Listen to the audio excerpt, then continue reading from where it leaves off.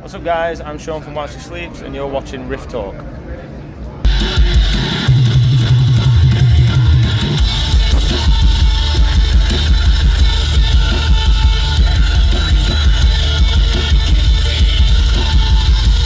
First question. Well, first, pleasure to have you. I appreciate it. Thank you very much. After your first tour in South America, you guys posted a lot about the time you had in Brazil, and you just played Brazil at the Summer Breeze Festival. What's the connection with the Brazilian fans? They fucking love it. I've always likened it to when we tour Asia, when we tour Southeast Asia and those parts of the world. For some reason, there's something there that I can't get away from. The connection's really there, and I don't know if it's because they don't get as many bands coming through. I don't know if it's because it's not as westernized in some aspects, which I've always loved anyway. I think the westernized aspect has ruined most of the world in some regards. So I think some countries that have an element of that left, even if it's some like third world countries and stuff, the people are just nicer over there. Do you know what I mean? And I think coming from England, I'm becoming very embarrassed to be English. I'm not proud of the British nation. I don't like the way the people are. We're an embarrassment, really. So when I get to go to a place like Brazil, it makes me see how lovely people can be. Yeah. The weather's amazing, the food's great, and the connection's wicked with the shows. So, yeah, fuck England. No, bro. And I was there at the Summer Breeze, yeah. and the sun was cooking you guys. Absolutely, yeah. But you know, it was better for you to play today here, because on Thursday it was even worse than it was in Brazil. Oh, fuck that. Well, Aaron has been directing your videos since I2I. Before you guys worked with Tom Welsh. What have you learned from, like, you have someone in the band producing your own videos? What's the pros and cons about that? Really just pros, really. The pros are as much of the creative, how much we can control the creative, the better. And it's always been that way, especially with with the music or the art or the direction. Anything that we can, the smallest distance between your idea and the physical manifestation of what you want to make, the better, really. So with Aaron, we've all grew up together, so when we have an idea, to translate that idea to somebody else can get complicated, and it can get lost along the way. So when you're working with people that know each other, and you know how your mind works, you know what kind of vision you're trying to do, it's a lot easier to get the vision across. So Aaron knows what we want, he knows it, and he's on a learning process with this, so he's really inspired to be better. So to give it him, he's on an upward trajectory with his career with that. So that kind of energy is always really worthwhile in any human endeavor. When there's someone that's really on the way up and they're really loving it, so it's fun, yeah. And I suppose the only cons are it's just a lot more work for everyone, really. Like we do that too often. We want to control so much that we end up fucking putting ourselves in the ground.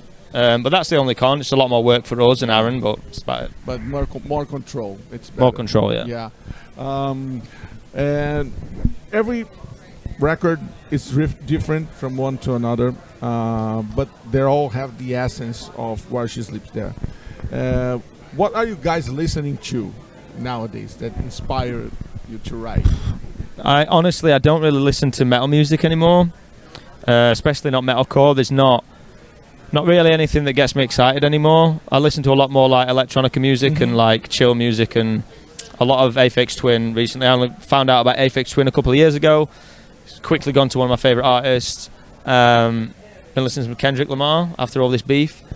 But I like to translate music from elsewhere, and I still like to make metal music, but I don't know, man, metalcore for me is just so oversaturated. Every band sounds the fucking same. Right. Everyone's successful, everyone's good, everyone can sound good. Here's a breakdown, here's a riff, here's a singing chorus. Formula. It's a formula. I'm so fucking bored of it, and that's why I tried to change with a new album. And it's just hard. It's really hard to do that. But I'm just bored of it, really. Like, I'm trying to make something different, but that's hard. That's hard too. But this boredom is kind of what excels your creativity, right? Yeah. I saw some videos of you playing with two whammy pedals. Yeah. That blew my mind, man. Yeah. Where did it come from? Well, apparently it's not a new thing. It's been done before. It's not nothing new, and I didn't do it to like stand out or anything. It was, I like bending notes. Yeah, it's so musical. Yeah, I love it, and so I use 2 settings on the whammy. Really, there's an octave up, and then one that bends the octave 2 notes down. Yeah. So they're the 2 settings I've ever used, and I've always had in my head it'd be so good to octave up, then bend it at the top. So I've always had that idea just because of the way it sounds, and then I just somehow ended up with 2 whammies, and then as we were recording, I would just write in. I'm like, oh, try it, and it just worked out. And I've worked out a way that I can do the 2 whammy thing on 1 whammy pedal, which is good. Yeah. So yeah, because it's live, it's impossible the way. It's hard. Yeah, the way I'm doing it is still hard, but I'm getting there. Cool. And I noticed you play Charvel guitars. You have your own signature guitar right now.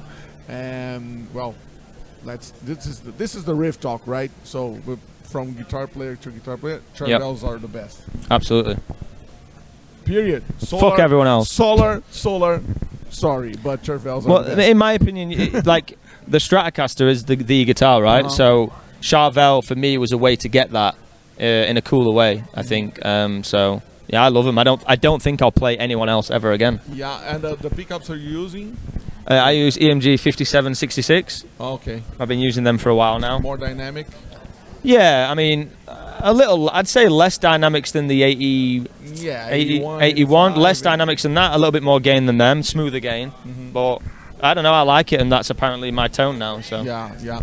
And the 2 questions we make to every guest in the show is, for you, not counting Tony Iommi because he's the riff master of all time. Who? Tony Iommi. I don't know what that is. Who is that? Tony Iommi? From Black Sabbath. Oh shit! You got to understand that I'm new school, man. I don't know shit, mate. No problem. Who's for you the 3 riff masters of all time? Oh fucking hell.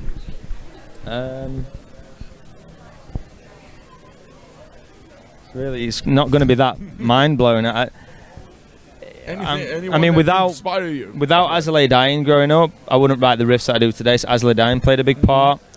The lead patterns of Thrice, so Tepe from Thrice, Tom Morello.